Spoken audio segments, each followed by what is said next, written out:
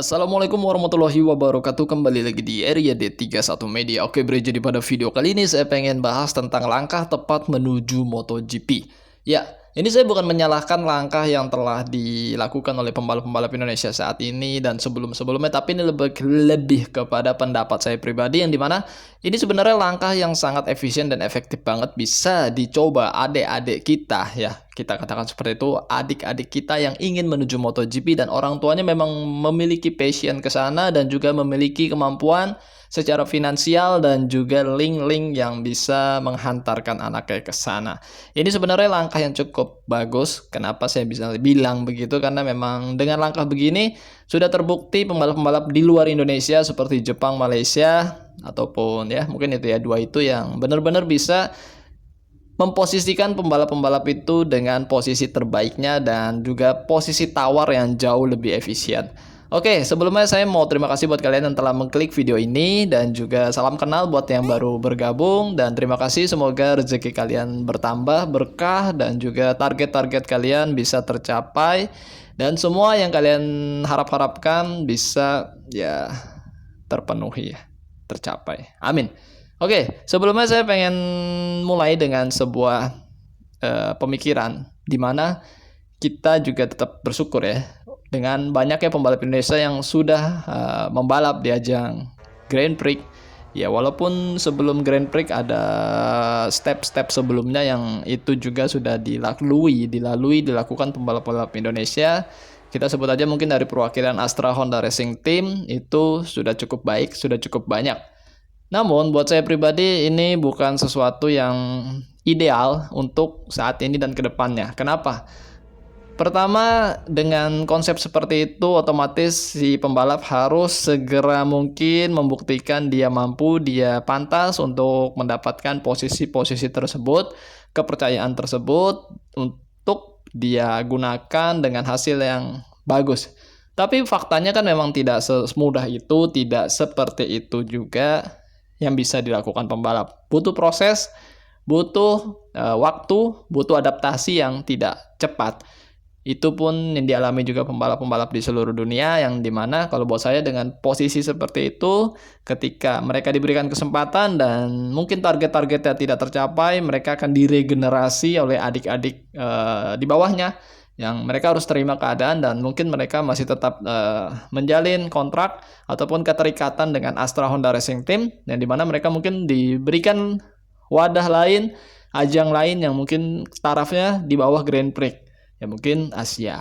Ya, itu salah satu yang sebenarnya tidak terlalu efektif kalau buat saya. Saya ngelihatnya tidak terlalu efektif dan cukup berisiko, di mana yang skill yang harusnya memang bisa mencapai target di Grand Prix dengan beberapa waktu, akhirnya mungkin harus tergantikan oleh junior-juniornya. Ya oke lah ya, memang itu sudah seperti apa ya, akselerasi yang harus mereka lakukan dan juga harus diberikan oleh Astra kesempatan adik-adiknya, dimana kalau telat juga nanti ketuaan untuk bisa berlomba di ajang internasional.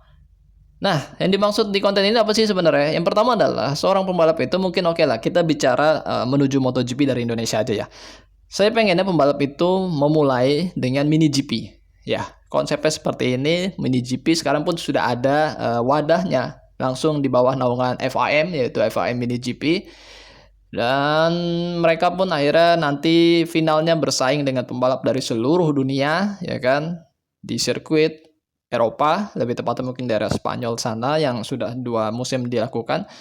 Dan dari sana jika memang hasilnya bagus ya, hasilnya bagus, mereka bisa melanjutkan lagi di ranah-ranah Eropanya. Nah, dari Asia mungkin awalnya adik-adik itu memulai dari FIM Mini GP ataupun Mini GP lokal dari Indonesia. Kemudian ketika usianya sudah mencukupi, mereka memasuki tahap ke Asia Talent Cup. Ini penting banget karena Asia Talent Cup sendiri di bawah naungan dari Dorna, yang dimana kalau hasilnya bagus, Dorna sudah seperti mengeker, dan jika juara pun mereka dapat promosi ke Red Bull Rookies Cup. Itu yang sudah-sudah. Nah, kalau memang anak-anak yang saya maksud ini adalah tidak terikat dengan Astra Honda Racing Team, ya kan, memang agak berat. Pertama dari biaya, sponsor dan segala macam itu akan ditanggung sendiri oleh orang tuanya secara pribadi. Nah dari awal itu memang orang tuanya harus memiliki koneksi link dengan sponsor-sponsor ya. Mungkin orang tua juga cukup memiliki uang ataupun memiliki usaha dan juga memiliki circle dengan beberapa orang yang memiliki ketertarikan juga dengan dunia balap yang dimana ya mungkin bisa mensupport secara finansial. Nah ini kan kalau tidak disupport oleh suatu corporate seperti Astra Honda Racing Team, orang tuanya harus bertanggung jawab ya kan untuk biaya-biaya segala macamnya. Setelah Red Bull Rookies Cup oke, nah ini kita berbicara oke. Jadi setiap kelas yang dia ikuti itu bagus dan tidak terikat dengan sebuah corporate. Red Bull Rookies Cup ada kesempatan juga menuju ke FOM Junior GP. Nah, selain itu Red Bull Rookies Cup juga bisa disambi dengan juga European Talent Cup. Bisa disambi dengan European Talent Cup dan untuk menambah jam terbang di sirkuit-sirkuit yang memang tidak diikuti oleh Red Bull Rookies Cup. Setelah mengikuti jenjang European Talent Cup, Red Bull Rookies Cup, ada sponsor, prestasi bagus, dia bisa masuk ke Junior GP ya dengan pabrikan apapun, mau itu Husqvarna, KTM ya kan, Honda ya, dari kedua corporate itu kan, kedua manufaktur itu bisa dipilih lah antara itu, dan dimanapun tim yang bisa menerima dia itu dia bisa masuk Moto3 World Championship dengan syarat membawa sponsor pastinya, dan yang kedua juga bebas memilih pabrikan apapun, manufaktur apapun, mau itu dia ke CF Moto, mau dia ke KTM, mau ke Husqvarna, mau ke Gasgas ataupun ke Honda, itu bebas tanpa dia keterikat dari awal.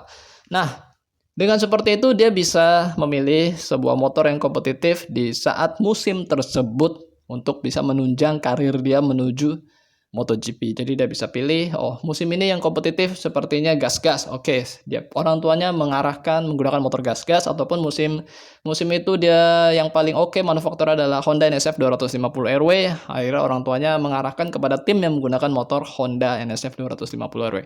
Baiknya sih orang tua ya seperti itu, ataupun dia memiliki sebuah manajer dari kecilnya sudah memiliki sebuah manajer pembalap ya, dia memiliki seperti itu, yang dimana dia punya koneksi dengan manajer tim ya, dia memiliki manajer pribadi yang dimana itu memiliki koneksi kepada manajer tim ya. Bagusnya mungkin kalau menuju MotoGP ya, manajer pribadi dia adalah seorang yang dari luar negeri yang dasarnya memiliki link kepada tim ya seperti Junior GP, European Talent Cup, terus juga ya terakhir ke Moto3 World Championship.